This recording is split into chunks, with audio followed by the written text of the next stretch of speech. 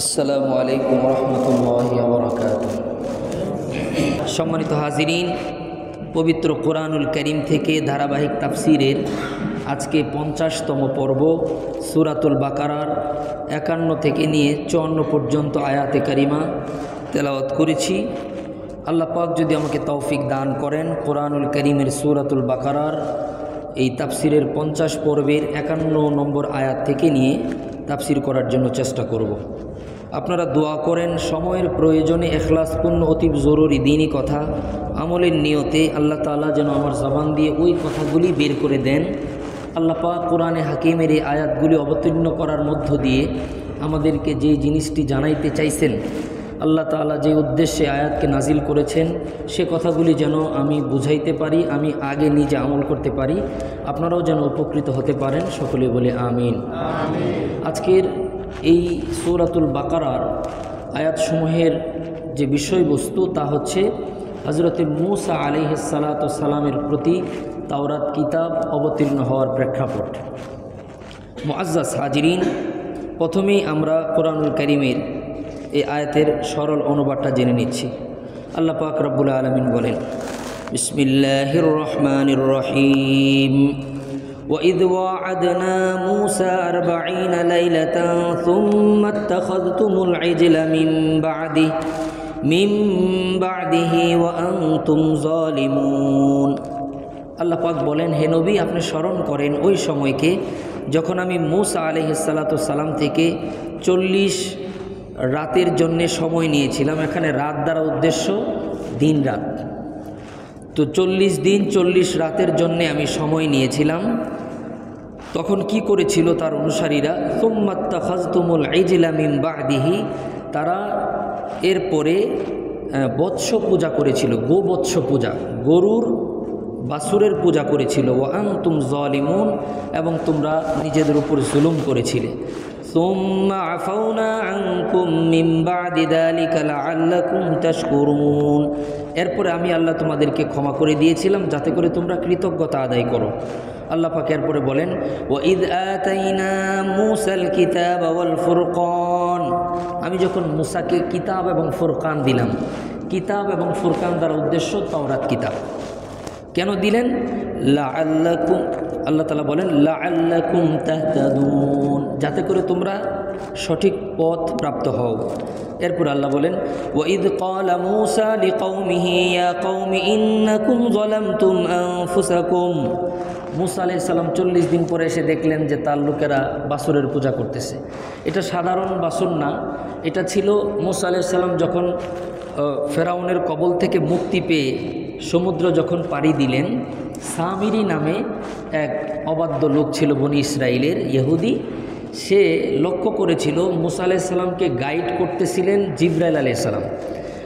আর জিবরাইল আলাইহিস সালাম যেই বাহনের উপর তিনি আরোহণ করছিলেন, এটার পায়ের গোড়ালি, এটা তো জান্নাতি বাহন, পায়ের গোড়ালি যেখানে পড়ে সেখানেই ঘাস জন্ম নেয়, মানে জীবনী শক্তি আছে। সামিরি নামে এক ইহুদি ওই জিবরাইলের বাহনের যেই পায়ের নিচের যে মাটি, একটু কাদা মাটি সে নিয়ে নিয়েছিল। দেখছে যে এর মধ্যে জীবনী শক্তি আছে, যে এটা যেখানে দেওয়া যায় সেটার মধ্যে জীবন ফিরে পায়। তখন মূসা আলাইহিস সালাম 40 দিনের জন্য যখন তুর পর্বতে গেলেন আল্লাহর হুকুমে তাওরাত কিতাব নেওয়ার জন্য, এই ফাঁকে সামিরি সকল ইহুদিদেরকে বলল, যারা মহিলারা ছিল, যাদের কাছে স্বর্ণ ছিল, সমস্ত স্বর্ণ অলঙ্কারগুলা বলল যে আল্লাহর নামে উৎসর্গ করো। সবগুলা নিয়ে এগুলাকে আগুনে তাপ দিয়ে গলিয়ে একটা বাছুরের আকৃতিতে একটা মূর্তি বানানো।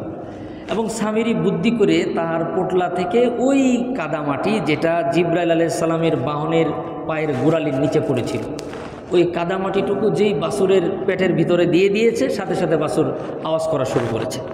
এখন সামিরি বলতেছে যে মূসা পয়গাম্বর আল্লাহর সাথে কথা বলার জন্য তুর পর্বতে গেছে, আল্লাহ তো এখানেই চলে আসছে। নাউজুবিল্লাহ বলেন। তো এই যে বৎস পূজা করলো, এর মাঝখানে বেশ কিছু ঘটনা ঘটে গেল।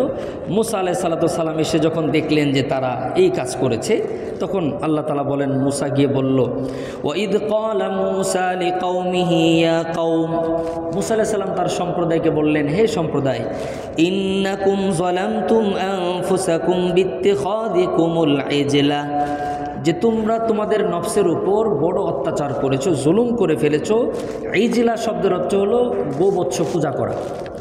ফাতুবু ইলা বারিইকুম ফাকতুলু আনফুসাকুম, তোমরা তোমাদের রবের নিকট তওবা করো।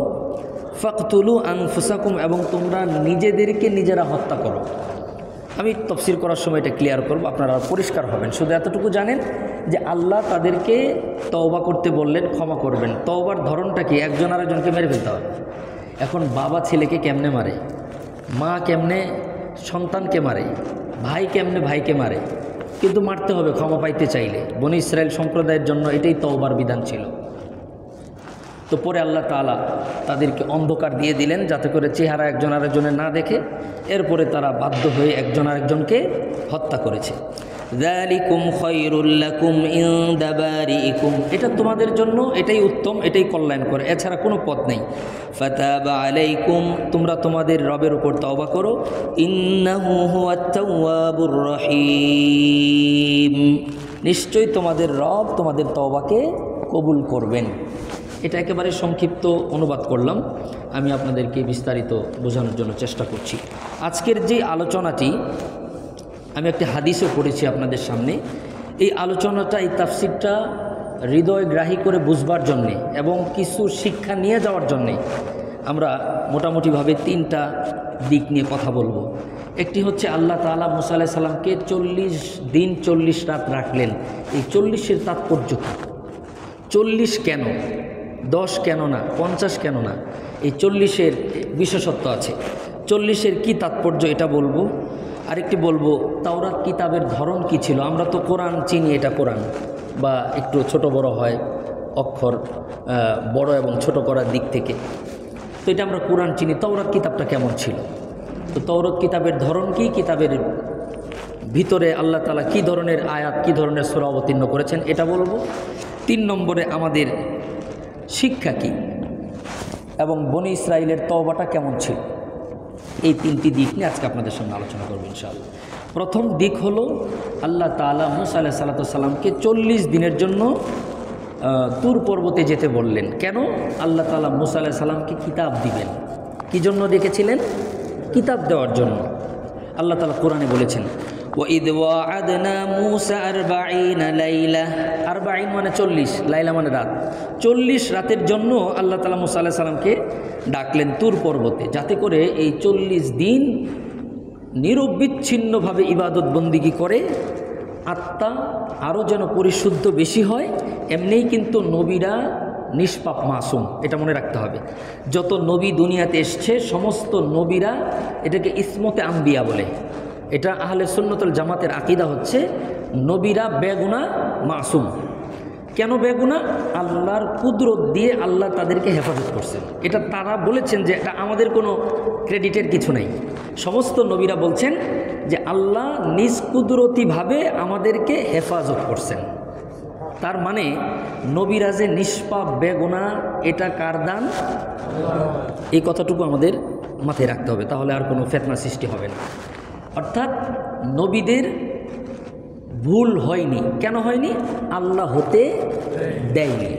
আল্লাহ যদি আপনাকেও এভাবে হেফাজত করেন, আমাকেও যদি হেফাজত করেন আল্লাহর কুদরত দিয়ে, ওকে দিয়ে একটা গুনাহ করতে দিব না, তাহলে আপনিও গুনাহমুক্ত চলতে পারবেন, আমিও গুনাহমুক্ত চলতে পারব।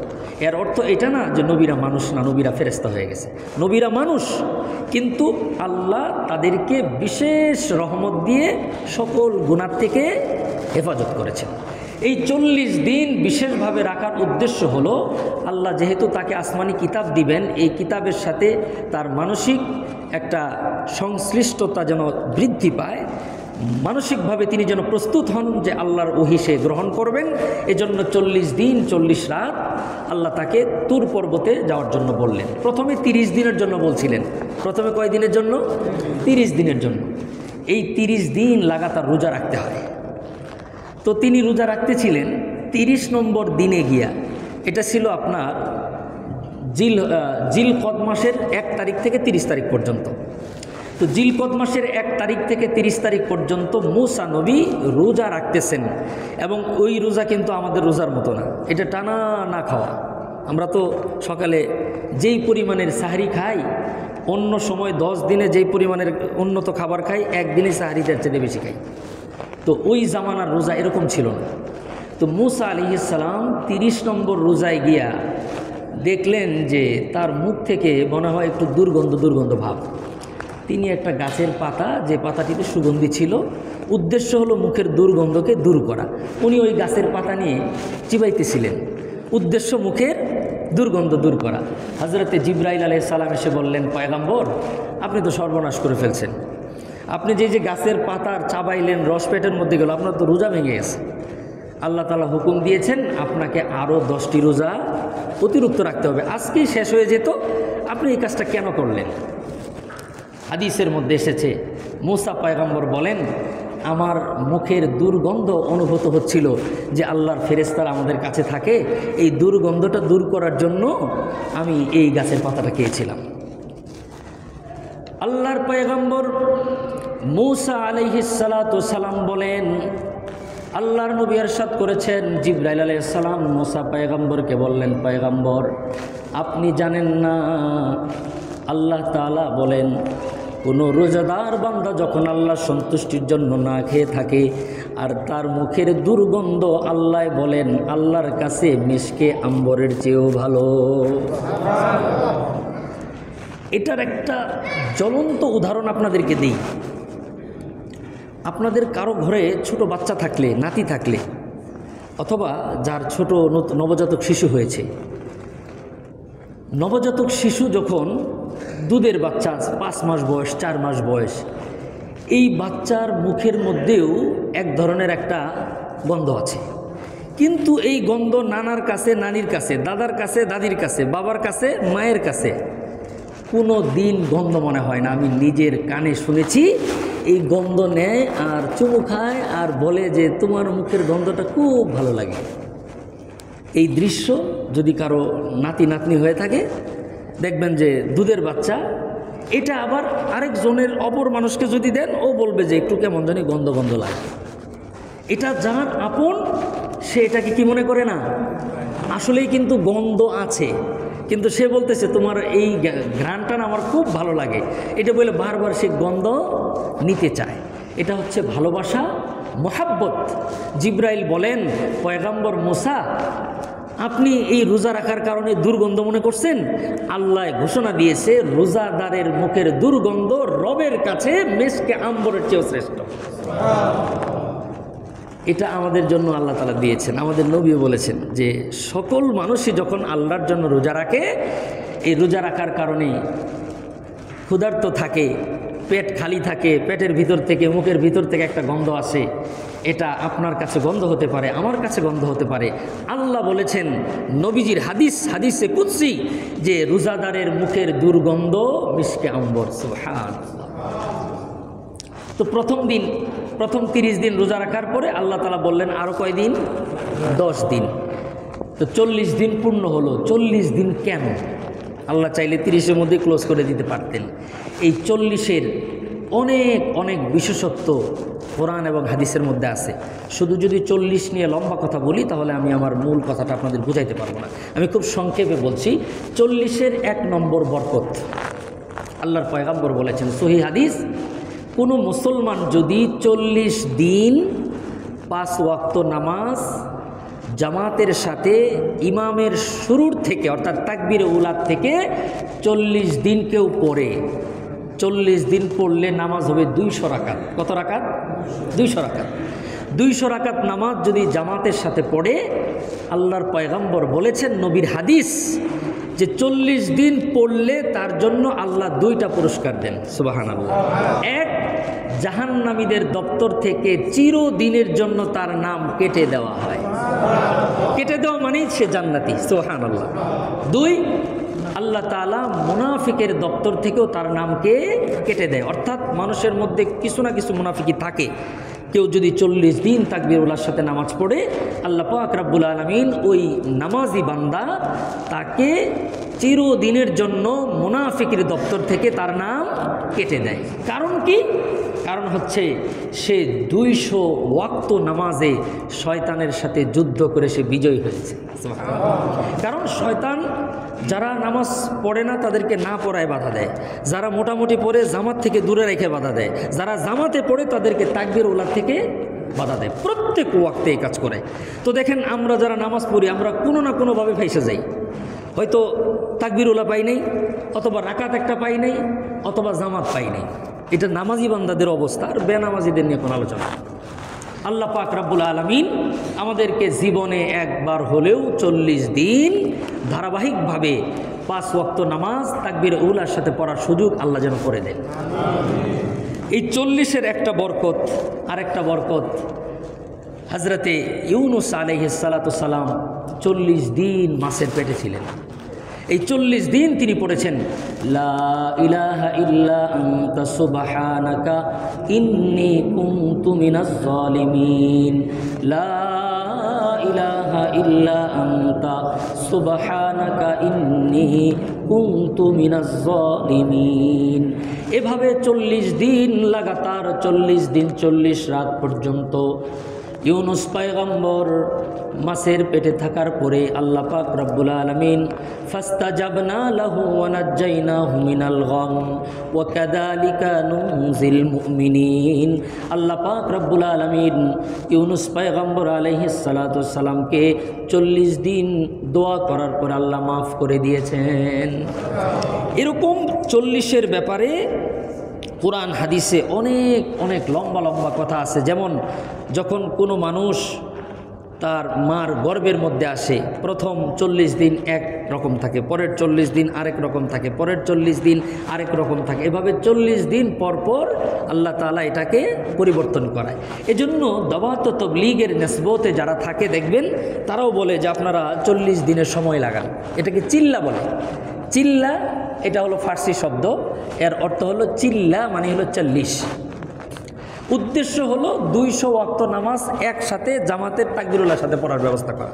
এজন্যই 40 দিনের জন্য বলে, না হলে 30 দিন অথবা 45 দিন উল্টাপাল্টা হলো সমস্যা ছিল না। তাদের উদ্দেশ্য হলো 40 দিন একটানা থাকলে 40 দিন 200 ওয়াক্ত নামাজ জামাতের সাথে তাকবীরুল্লাহর সাথে পড়ার সুযোগ হবে।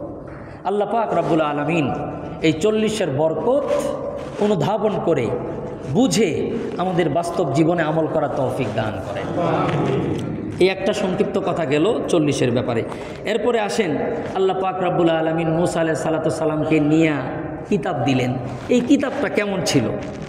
মুহাদ্দিসিন একরাম, মুফাসসিরিন একরামরা লিখেছেন তাওরাত কিতাব এটা আমাদের কিতাব। যেমন আল্লাহ জিবরাইল আলাইহিস সালাতু সালামকে 23 বছর ধরে বিভিন্ন প্রয়োজনে অংশ বিশেষ করে আল্লাহ তাআলা কোরআনকে পাঠিয়েছেন, কিন্তু অন্য অন্য আসমানি কিতাবকে ডাইরেক্ট কিতাব আকারে আসমান থেকে পাঠায়া নবীর মাথার উপরে দিয়ে গেছেন, অন্য অন্য সব কিতাব।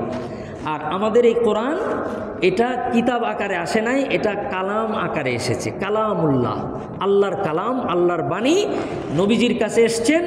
নবীজি গুরুত্বপূর্ণ বড় বড় সাহাবীদেরকে দায়িত্ব দিয়েছিলেন, তারা আস্তে আস্তে এটাকে লিপিবদ্ধ করছেন। এরপরে আবু বকর, পর্যায়ক্রমে হজরতে উসমান রাদিয়াল্লাহু তাআলা আনহু এটাকে সহিফা আকারে, বই আকারে, কিতাব আকারে তিনি এটাকে সংকলন করেছেন। কিন্তু কোরআন আসছে বিভিন্ন সময়ে নবীর উপর ডাইরেক্ট ওহী হিসাবে। আর তাওরাত, জবর, ইনজিল সহ আসমানি সমস্ত কিতাব, সমস্ত সহিফা এগুলো ডাইরেক্ট কিতাব আকারে এসেছে। তাওরাত কিতাব মূসা আলাইহিস সালাতু সালামের উপর আপনার 4000 কাঠের ফলক।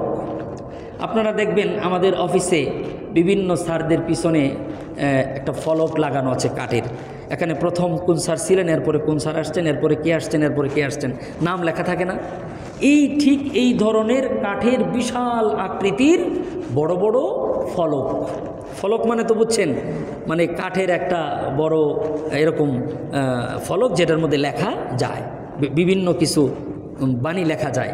এই ধরনের আসমান থেকে 4000 কাঠের ফলক বিশিষ্ট কিতাব আল্লাহ তাআলা আসমান থেকে পাঠিয়েছেন। সুবহানাল্লাহ।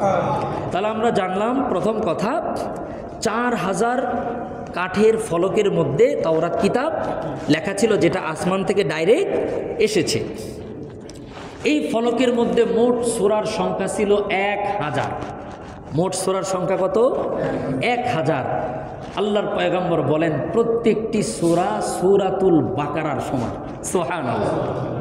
প্রত্যেকটি সূরা সূরাতুল বাকারার সমান এক একটা সূরা। এরকম সূরা কতগুলা? 1000। সুবহানাল্লাহ, কত বড় কিতাব। আল্লাহর পয়গম্বর বলেন প্রত্যেকটি সূরা সূরাতুল বাকারার সমান এবং প্রত্যেক আয়াতের মধ্যে আল্লাহ পাক রব্বুল আলামিন তাওরাত কিতাবে 1000 সুসংবাদ দিয়েছেন। প্রত্যেক আয়াতের মধ্যে, আয়াতগুলা কত বড়! এক একটা আয়াতের মধ্যে 1000 সুসংবাদ, 1000 সতর্কবার্তা। অর্থাৎ জান্নাত সম্পর্কে সুসংবাদ 1000টি এবং জাহান্নাম সম্পর্কে ওয়াঈদ করেছেন, সতর্ক করেছেন, সাবধান হতে বলেছেন। এরকম বাণী থাকতো 1000 এবং 1000 করে আদেশ এবং 1000 করে নিষেধ আল্লাহ পাক রব্বুল আলামিন। অর্থাৎ 4000 বাক্য প্রত্যেকটা আয়াতের মধ্যে। এক একটা 1000 থাকতে হলো সুসংবাদ, 1000 থাকতে হলো সতর্কতা অবলম্বন করার নির্দেশ, আর 1000 আদেশ, 1000 নিষেধ। এই 4000 বাক্য সংশ্লিষ্ট এক একটি আয়াত, এরকম আয়াত প্রত্যেকটি সূরায় 1000 করে। সুবহানাল্লাহ। আল্লাহর পয়গম্বর বলেন তাওরাত কিতাবের মধ্যে প্রথমে আল্লাহ পাক রব্বুল আলামিন তাওহীদের কথা বলেছেন, এরপরে আল্লাহ তাআলা ইবাদতের কথা বলেছেন। 3 নম্বরে তাওরাত কিতাবের মধ্যে আল্লাহ পাক রব্বুল আলামিন উলামায়ে কেরামের মর্যাদার কথা বলেছেন। সুবহানাল্লাহ। এজন্য আমি লাস্টে আবার বলবো, এখনও বলে দেই, প্রত্যেক মানুষের এই নিয়ত করা উচিত যে আমার বংশে, আমার নসলে কমপক্ষে একজন সন্তানকে আমি আলেম বানাবো। এখন তো সন্তানই একজন, এটার থেকে আল্লাহ আমাদেরকে মুক্তি দান করেন।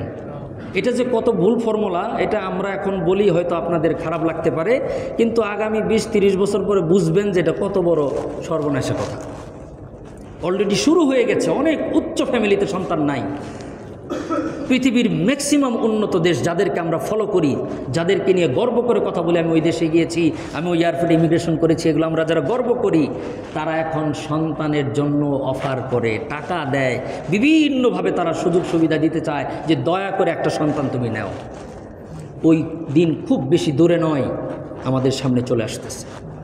আল্লাহ তাআলা আমাদেরকে বুঝার তৌফিক দান করেন, আল্লাহ আমাদেরকে আমল করার তৌফিক দান করেন। তো যেটা বলতে চাই, আমাদের এই চিন্তা মাথায় থাকা উচিত যে আমার বংশে যেন কমপক্ষে একজন আলেম হয়। আলেম বানানোর পর আপনি তাকে ইঞ্জিনিয়ার বানান, আলেম বানানোর পর আপনি তাকে ডক্টর বানান, কোনো সমস্যা নেই। আলেম হয়ে সে জাগতিক শিক্ষায় সমস্ত শিক্ষা অর্জন করুক, এতে কোনো নিষেধ নেই। একমাত্র ইসলাম আপনাকে বলে দেয় নাই যে এটা পড়লে আর কোনো কিছু পড়া যাবে না, এই ধরা যাবে না, ছোঁয়া যাবে না, এই ধরনের কোনো কথা নেই। এই কোরআন সবাই পড়বে, সবাই বুঝবে। কমপক্ষে আমাদের পরিবারে একজন যেন আলেম আল্লাহ দেওয়ার ব্যবস্থা করে দেন। সকলে বলেন আমিন। এখন সন্তান যদি আপনার একজন হয়, একজনই বানান। 2 জন হলে একজন আলেম বানান, আরেকজনকে আপনার স্বপ্নের যেই কর্ম আছে, যেটা আপনি পছন্দ করেন, সেই লাইনে নেন, কোনো সমস্যা নেই। মুআজ্জাজ হাজিরিন, তো উলামায়ে একরামের মর্যাদার কথা বলতে গিয়া মুহাদ্দিসিন একরামরা, মুফাসসিরিনরা লিখেছেন যে একদা আল্লাহর পয়গম্বর সাল্লাল্লাহু আলাইহি সাল্লাম বলেন, মুসা আলাইহিস সালাতু সালামের সাথে আমাদের নবীজির কথা হয়েছে। সুবহানাল্লাহ বলেন। তো মুসা আলাইহিস সালাম কত আগে, আমাদের নবী কত পরে, এটা যুক্তি এবং দলিলটা আমি একটু পরে দিচ্ছি, তবে কথা হয়েছে। এর সবচেয়ে বড় প্রমাণ হলো মেরাজের সময় তো কথা হয়েছে। তো আল্লাহ রসুল সাল্লাল্লাহু আলাইহি সাল্লামের একটা হাদিস, শাহ ওলিউল্লাহ মুহাদ্দিস দেহলভী রহমতুল্লাহি আলাইহি, উপমহাদেশের সবচেয়ে বড় মুহাদ্দিস, তিনি বলেন, আমি অনেক হাদিস পড়েছি, কিন্তু এই হাদিসটা আমার মধ্যে একটু কনফিউশন ছিল। আমি একটু কেমন কেমন জানি লাগতো যে হাদিসটা ঠিক কিনা, রসুল বলেছে কিনা। আল্লাহর পয়গম্বর বলেন যে আমার উম্মতের উলামায়ে কেরাম বনি ইসরাইলের নবীদের মতো। সুবহানাল্লাহ বলেন। এখানে মতো বলছেন, এখানে একটা কথা আছে। আমি প্রথমে বলেছি নবীরা নিষ্পাপ মাসুম, কিন্তু আলেমরা নিষ্পাপ মাসুম না। আলেমদের অহরহর গুনাহ হতে পারে এবং গুনাহ হয়, আর নবীদের গুনাহ হয় না, মর্যাদার দিক থেকে বড়। তো তো শাহ ওলিউল্লাহ মুহাদ্দিস দেহলভী বলেন যে এই হাদিসটা আমার কাছে একটু লাগতো যে নবী এই কথা বলছে কিনা। পরে তিনি 2 রাকাত নামাজ পড়ে মুরাকাবায় বসলেন। মুরাকাবা এটা একটা পরিভাষা, ইসলামী পরিভাষা। যাদের দিল কাশফ হয়, যারা আল্লাহর খুব বিশেষ বান্দা, তারা নামাজ পড়ে যখন ধ্যানে বসে আল্লাহ তাআলা তাদের দিলের মধ্যে অনেক প্রশ্নের জবাব আল্লাহ আসান করে দেন। এটা হলো মুরাকাবা। এটার দলিল আরেকটা একটু পরে বলছি। তো শাহ ওলিউল্লাহ মুহাদ্দিস দেহলভী বলেন আমি হাদিসটা যে আখিরি জামানার নবীর আলেমগণ বনি ইসরায়েলের নবীদের মতো আমার কাছে হাদিসটা কেমন জানি লাগতো। পরে আমি আমার মুরাকাবার আমলে গিয়া আমি দেখলাম যে রাসূলুল্লাহ সাল্লাল্লাহু আলাইহি সাল্লাম বসা, বড় বড় সাহাবীরা বসা, সেখানে ইমাম গাজ্জালী রহমতুল্লাহ আলাইহি বসা। তো ইমাম গাজ্জালী রহমতুল্লাহ আলাইহিকে আল্লাহর পয়গম্বর জিজ্ঞেস করতেছিলেন যে তোমার নাম কি। তখন কেউ যদি কাউকে নাম জিজ্ঞেস করে বলবে যে আমার নাম গাজ্জালী বা আমার নাম আব্দুল্লাহ, শেষ। বলতেছে আমার নাম অমুক, আমার গ্রামের বাড়ি অমুক জায়গায়, আমার বাবার নাম এই, আমার মা এই, আমার সন্তান এতজন, আমি এই কাজ করি, আমি এখানে এইভাবে আসি, লম্বা কথা। তো নবীজি প্রশ্ন করছেন ইমাম গাজ্জালীকে, গাজ্জালী জবাব দিচ্ছেন। মূসা পয়গম্বর আলাইহিস সালাম একটু রাগ করলেন, বললেন যে তোমাকে জিজ্ঞেস করছে তোমার নাম কি, তুমি নাম বলবে, এত কথা কেন বলতেছো। মুহাদ্দিসিন ইকরামরা, মুফাসসিরিনরা আয়াতের তাফসীর করতে গিয়া লিখেন ইমাম গাজ্জালী রহমতুল্লাহি আলাইহি, শাহ ওলিউল্লাহ মুহাদ্দিস দেহলভী রহমতুল্লাহি আলাইহি মুরাকাবার মধ্যে দেখতেছেন ইমাম গাজ্জালী রহমতুল্লাহি আলাইহি পয়গম্বর মূসা আলাইহিস সালামকে বলেন, পয়গম্বর একটা প্রশ্নের জবাব কি দিবেন, তাহলে আমি আমার জবাবটা দিতে পারি। পয়গম্বর মূসা বললেন বলো। ইমাম গাজ্জালী বলতেছেন আপনি যখন তুর পর্বতে গিয়েছিলেন আল্লাহর সাথে কথা বলার জন্য, আল্লাহ পাক রব্বুল আলামিন আপনাকে প্রশ্ন করেছিল মা তিলকা বিয়ামিনিকা মূসা, ওগো মূসা তোমার হাতের মধ্যে ওইটা কি। আপনাকে প্রশ্ন করা হয়েছিল একটা, আপনি জবাব দিয়েছিলেন হাদা আসায়া, এটা একটা লাঠি, এটা দিয়ে আমি আমার বকরিদের জন্য গাছের পাতা পাড়ি, এই লাঠি দিয়ে আমি বিভিন্ন সময় দুষ্কৃতিকারী প্রাণীদের থেকে হেফাজত করি। আমার শরীর দুর্বল হয়ে গেলে এই লাঠির উপর ভর করে আমি শক্তি সঞ্চার করি। এভাবে আপনি একে একে অনেকগুলা কথা কেন বলেছিলেন? আল্লাহ জিজ্ঞেস করেছিল একটি কথা, আপনি জবাব দিয়েছিলেন 10টি কথা কেন? মূসা পয়গম্বর বলেন যে আমি তো আমার আশিকের সাথে আল্লাহকে পাইছি, তো আমি কথা বেশি বলবো না, আমার তো মন চাচ্ছিল আরও লম্বা করি। ইমাম গাজ্জালী বলে আমিও তো এটাই বুঝাইতে চাচ্ছি, আল্লাহর পয়গম্বর আমাকে জিজ্ঞেস করছেন, নবীর সাথে কথা বলার সুযোগ পাইছি, আমি কেন শর্টকাট এক কথায় শেষ করব? আমি তো চান্স পাইছি, মন চাই সারা রাত ধরে কথা বলি। মূসা পয়গম্বর আলাইহিস সালাম তখন ইশারা দিয়ে বললেন যে হ্যাঁ, আপনার উম্মতের উলামা একরামদের মর্যাদা আল্লাহ তাআলা এর জন্যই বড় করে দিয়েছেন। মুআজ্জাজ হাজিরিন, তাওরাত কিতাবের মধ্যে আল্লাহ তাআলা তাওহীদের কথা, ইবাদতের কথা, এরপরে উলামা একরামের মর্যাদার কথা। তাহলে আমরা আজকের আলোচনা থেকে একটা মেসেজ পাইলাম যে আমার বংশে, আমার মেয়ের হোক ছেলের হোক, আমার বংশে যেন একজন সন্তান যেন আলেম হয়, এই নিয়তটুকু অন্তত করা। কারণ উলামা একরামের মর্যাদা এটা ভিন্ন সাবজেক্ট, আমি সেদিকে যাচ্ছি না। শুধু এতটুকু বলতে চাই, যেহেতু তাওরাত কিতাবের পরিচয় বলছি, তাওরাত কিতাবের মধ্যে এ কথা বলা আছে। সম্মানিত হাজিরিন, তাওরাত কিতাবের এই যে দলিলটা আমি দিলাম, এটা আপনারা এখানে অনেক শত শত সায়েন্টিস্ট আছেন যারা সায়েন্স নিয়ে স্টাডি করে, তারা যেটা বাস্তব, যেটা দলিল, যেটা সামনে, এর ডান বাম চিন্তাই করতে পারে না। এটা সঠিক, এটা ভুল না। এটার পিছনেও সহি দলিল একটা দেয় যেটা হাদিসের মধ্যে আছে, যাতে করে বুঝবেন। কারণ আল্লাহ রাব্বুল আলামিন এবং পয়গম্বরদের কথার সাথে যুক্তি তর্ক সায়েন্স দিয়ে হয় না। এখানে কোরআন হাদিস যা আসবে তাই আমরা বিশ্বাস করব ইনশাআল্লাহ। তবে নিজেরা পড়ে, নিজেরা দেখে বুঝে শুনে বিশ্বাস করব। একজনে বলল সেটাই মেনে নিলাম, ব্যাপারটা এমন না। দেখব, আমরা কোরআন দেখব, একটি দলিল আর একটা দেই, এটার সাথে আরও মজবুত হবে। হযরতে আলী রাদিয়াল্লাহু তাআলা আনহু, আমরা সবাই নাম শুনছি। আল্লাহর পয়গম্বরের ইন্তেকালের পরে হযরতে আলী একদিন স্বপ্নে দেখতেছেন, তখন নবী দুনিয়াতে নাই, খলিফাতুল মুসলিমিন হযরত ওমর, আবু বকরও নাই। হযরতে আলী বলেন সহি বর্ণনায় বর্ণিত হয়েছে, হযরতে আলী বলেন, আমি তাহাজ্জুদের নামাজ পড়ে ঘুমাইছি, হঠাৎ করে স্বপ্ন দেখলাম মসজিদে নববীতে আল্লাহর পয়গম্বর ফজরের নামাজ পড়ালেন। নামাজ পড়ানোর পরে নবী মুসল্লিদের দিকে মুখ করে বসতেন, অনেক প্রশ্ন থাকলে নবী জবাব দিতেন, নবী বিভিন্ন কথা বলতেন।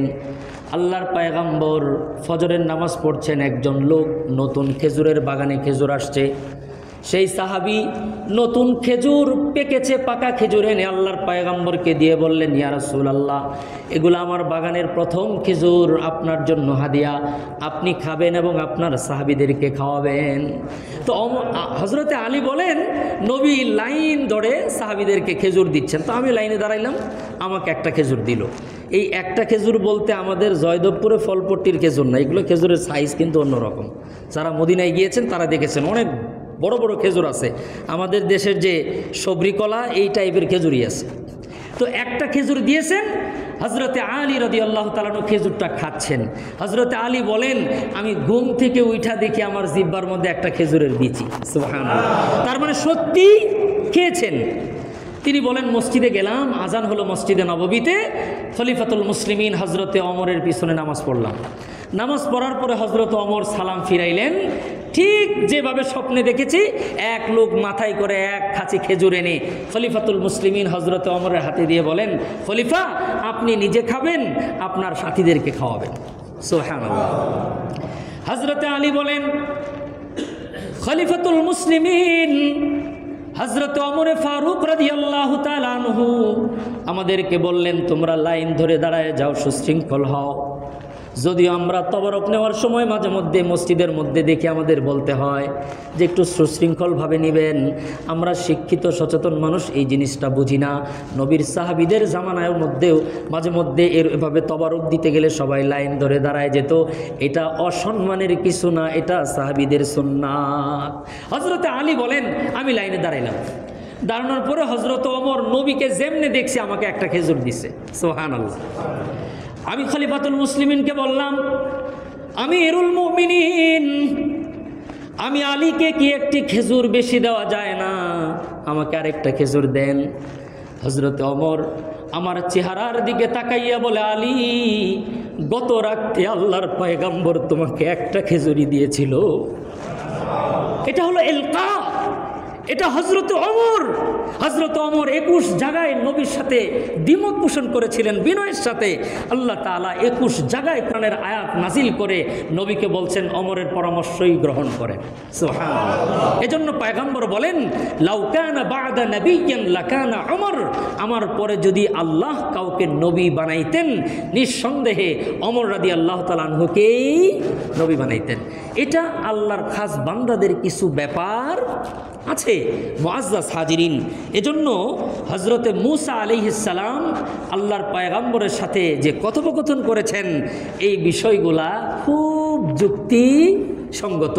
আমরা আজকের আলোচনা থেকে সারসংক্ষেপ, আমার আলোচনা শেষ, সারসংক্ষেপ যে কথা, আমরা যে মেসেজটা নিয়ে যাব, আল্লাহ পাক রব্বুল আলামিন হযরতে মূসা আলাইহিস সালামকে 40 দিনের জন্য নিয়ে গিয়েছিলেন, অর্থাৎ 40 দিনের একটা বিশেষ তাৎপর্য আছে।